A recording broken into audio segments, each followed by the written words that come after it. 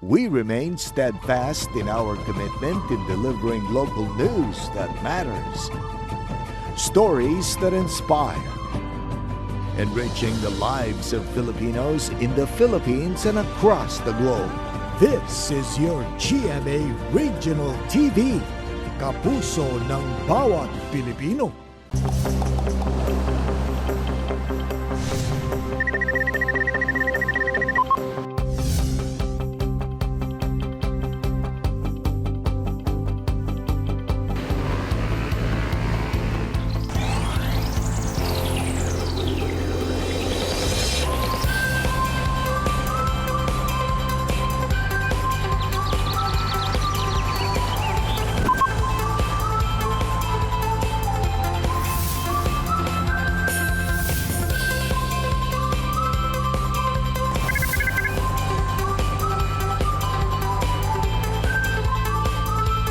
Kini ang At Home with GMA Regional TV.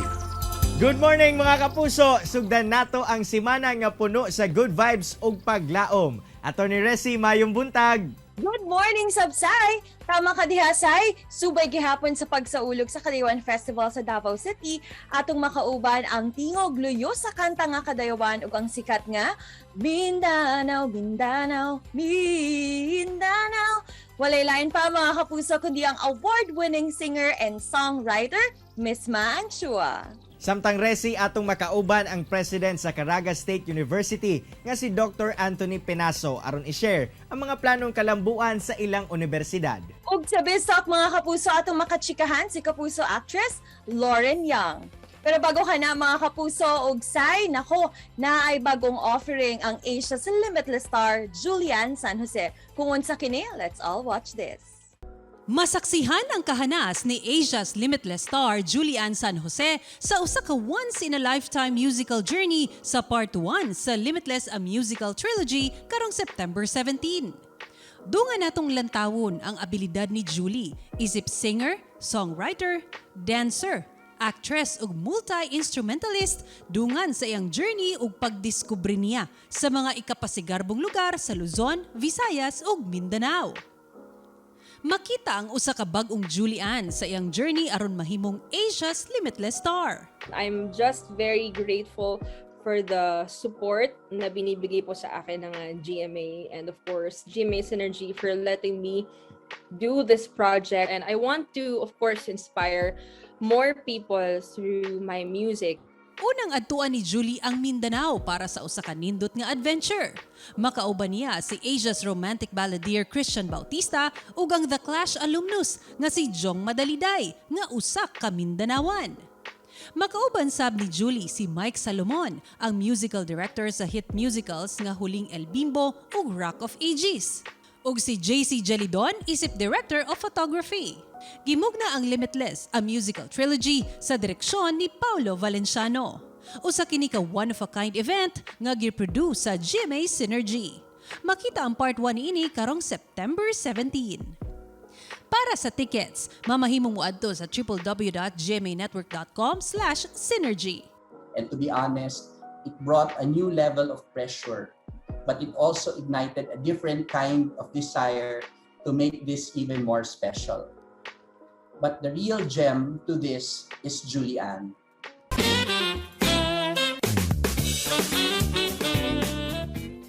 Mga kapuso, it's Bistok time na sab og this time around atong makauban ang usa sa mubida sa upcoming GMA drama series na Stories from the Heart, Never Say Goodbye. Walay lain pa kundi si kapuso actress Lauren Young.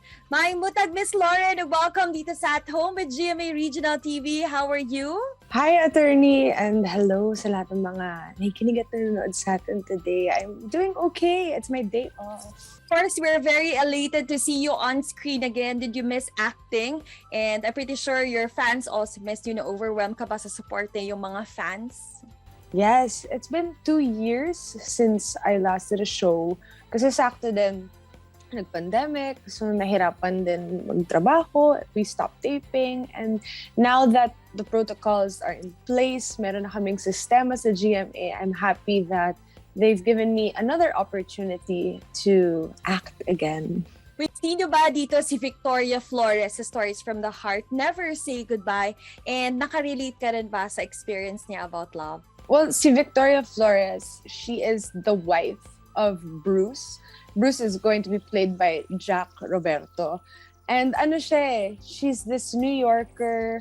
They've met in New York, tinulungan niya si Bruce and in love siya, naging mag-asawa sila. But it just so happens, pag uwi nila ng Pilipinas, hindi, akala niya all this time na nasa kanya yung puso ni Bruce.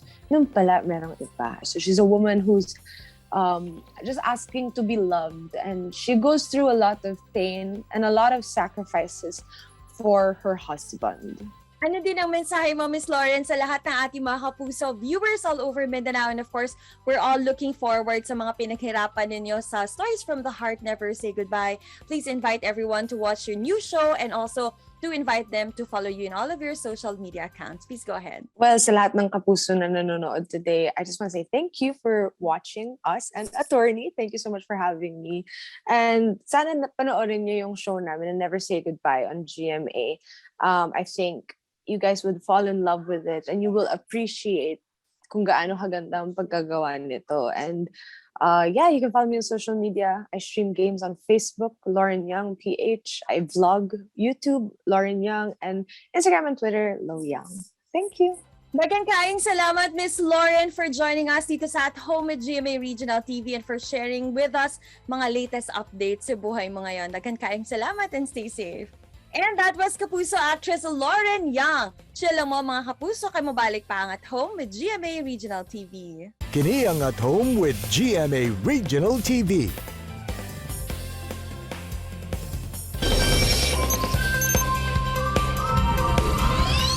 Mga kapuso, karong buntaga atong sayron ang liderato sa usa sa mga dekalidad nga tunghaan nga anaa sa Caraga Region ug kung unsa ba ang mga plano niya karon nga nagpadayon gyapon ang pandemya. Sabay-sabay tang ilailahon ang Second University President sa Caraga State University, si Dr. Anthony Penaso.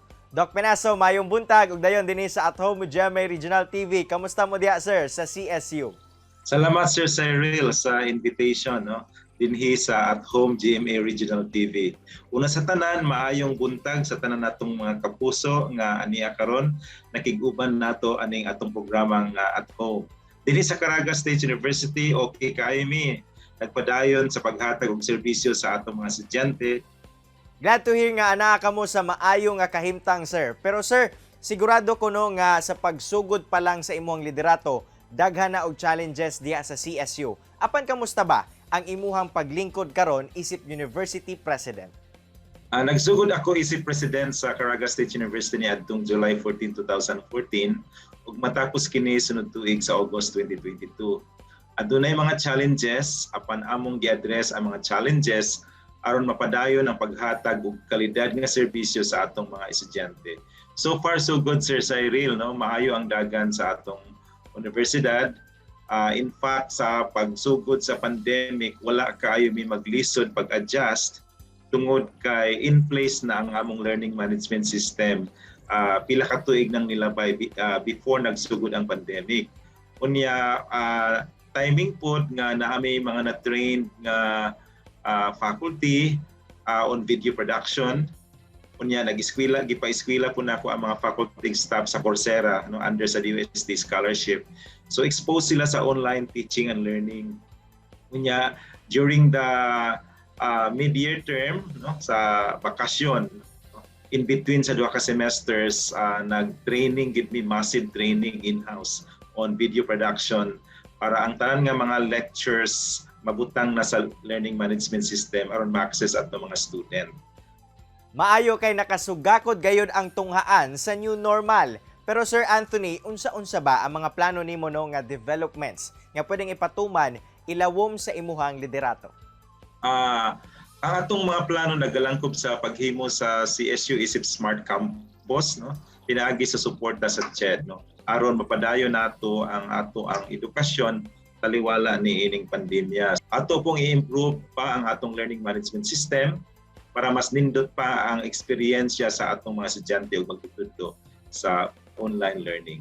Hinaot na mo, sir, nga matuman ka na tanan nga developments alang nasab sa atong mga estudyante. Apan Doc Anthony, Maingon ba nimo nga andam na ang CSU o galing ipatuman na ang new normal face-to-face classes? Actually ready kami, no? In fact, timing sad nga kamulo o pandemic, grabe po ang construction sa among mga classrooms o mga buildings, no?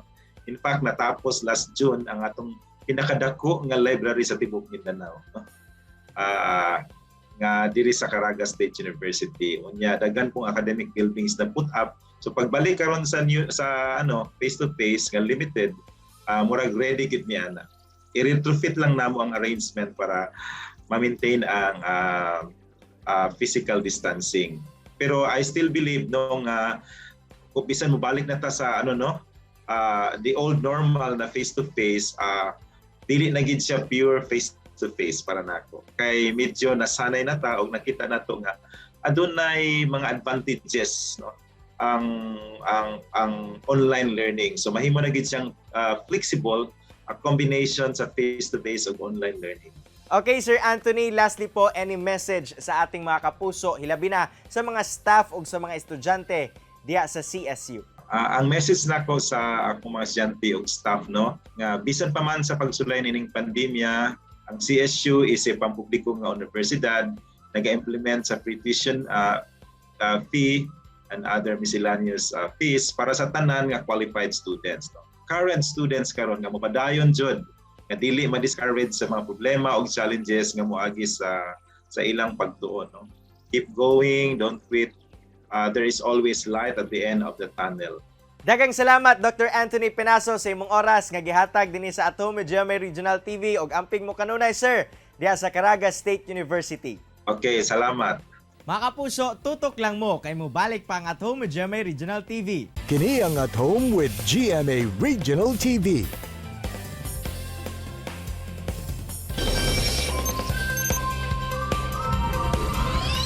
Mga kapuso, this morning atong makauban ang iladong singer ug songwriter ug usa sa mga tingog luyo sa kantang Kadayawan. Dili na nako padugayon pa mga kapuso. Here's Miss Maan Chua. Good morning Miss Maan ug welcome dito sa At Home with GMA Regional TV. Kamusta po kayo? Good morning Miss Resi. Okay lang ko. Kamusta diha? We're good. We're good. Today is really a fantastic day kay kauban ka namo. Thanks for asking. Well Miss Maan, today is Kadayawan Week celebration karon ug syempre pag sinabing Kadayawan, ang tingog yun ni mga usa sa among mahidumduman. But of course, before we talk about that, gusto sa damo mahibalan pa kung kanus aba nagsugod ang imuhang passion or hilig sa music. Actually, nagsugod ko, no? Siguro mga grade 6 pa ko. Ako ang first time na gusto mag-learn og play og gitara. Nag-start ko og kanang hulam lang sa una sa among silingan og gitara, unya nagkatuon ko pipila ka kanta hantod sa nanaghan ako ang pondo or akong repertoire, unya abot na ko og mga 16 17 years old, nag-start ko og audition as kanang solo performer or folk singer. Unya mao to, nag-start na ko og kanang perform professionally at an early age of 17 years old. Miss Maan, sagad sa imuhang mga ginakanta o ginaproduce kay mga songs about culture, nature, and social issues. Nganong kani ang tema sa imuhang mga kanta? Siguro po dako nga lagi og tabang ang ako mga influences in terms of music. Dako kay siya nga advantage for me as a Mindanaon nga gamiton ang fusion ba sa sound sa tribo ug sa kanang fusion sa kanang modern, ay dili pud ko gusto mawala ang atong roots gani sa akong music. Pero somehow nakatry gihapon ko og himo og kanta na bisag ang iyahang topic, social issues about nature ug culture, dili gihapon siya mulayo sa trend sa music karon. Mo na nagapadayon gihapon ko og ginahimo ko ni siya na mga kanta para mag-inspire pod. Mo na akong imong bantayan ako ang mga lyrics sa kanta. Wala ko'y mga negative words as much as possible. Sa kanta nga kadayawan, unsay istorya paunsa ka na pili niini ug napod ba kay laing nga kauban nga nag-compose ani nga song? Actually, kanang kadayawan, storya ko na sa CIO through Sir Jeffrey Tupas kung pwede ba daw ko maghimo og song for kadayawan. Unya, timing kay that time murag naata ko sa Manila kay naami gig siguro ato ni Joey Ayala. Unya, di ba siya man ang naghimo sa katong una gyud na nakadayawan nga team song. Unya, nag-collab ni Ana kay dili pud ko gusto na ang akong himo na kanta mo layo sa iyang gihimo. So sabay man na naghimo sa lyrics ngadto sa iyang balay sa QC. So suwat lang siya, ana. Naman ang lyrics, ana ko sige, ako lang maghimo sa tono na lang ani. So uli na kog Davao, nahimo na ang tono. Kunya timing man wala ko kabalo kung unsang key to iyang kanta, pero katong ginakanta nako ang kanta ning haom ang daan nga tono sa akong tono nagihimo. So imbis na katong kadayawan imbis na katong murag chantra siya, nahimo na siya og kanang whole song na naay chorus nga pwede na makanta sa bisag kinsa. Miss Man, kami daghan kay mga favorite sa imuhang mga songs nagikanta, but ikaw, unsa ang imuhang personal favorite of all the songs that you've sung and produced? Kami na ginipangutana sa ako, Miss Resi, no? Pero dapat wala man tayo favoritism. Pero since kailangan ako mamili, so piliyon siguro na ako gihapon ang Itadyak. And syempre, hihirit na kami dahil Miss Manchua is here at home with GMA Regional TV. Pwede ba kami maka-request naman, Miss Man, ng a few lines of your song para sa tanan natong mga Mindanaoan viewers? Mindanao, Mindanao, Mindanao, Mindanao.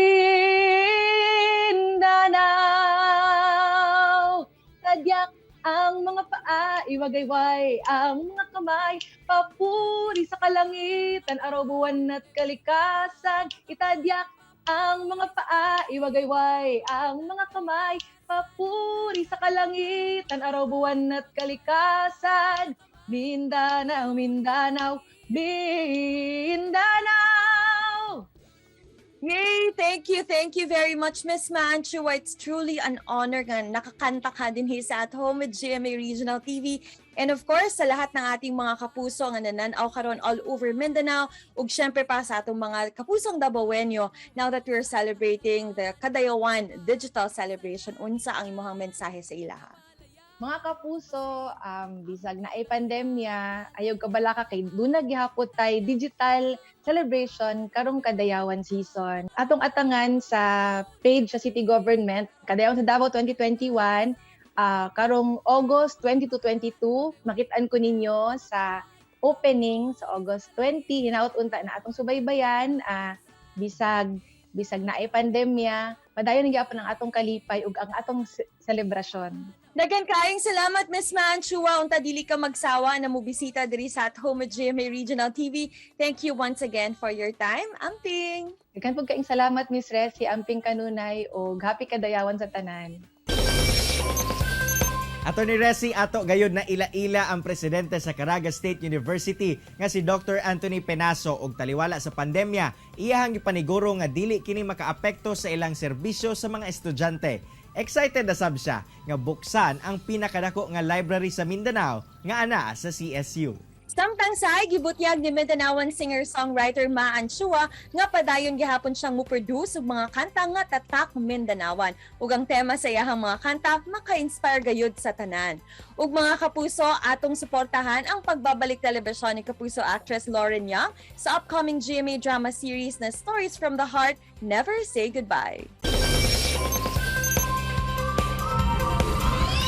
Mga kapuso, ang tanang-inspired nga kakaton kamo sa gishare sa itong mga bisita karong buntaga. Sama na lang sa panultihon ni Wendell Pierce nga the role of culture is that it's the form through which we as a society reflect on who we are, where we've been, where we hope to be.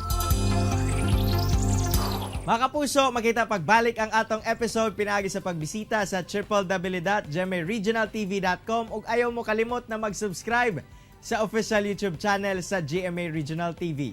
See you tomorrow mga kapuso. Stay safe and healthy. Ako si Attorney Resi Rizada. Kinisab si Cyril Chavez. Buong puso para sa Pilipino.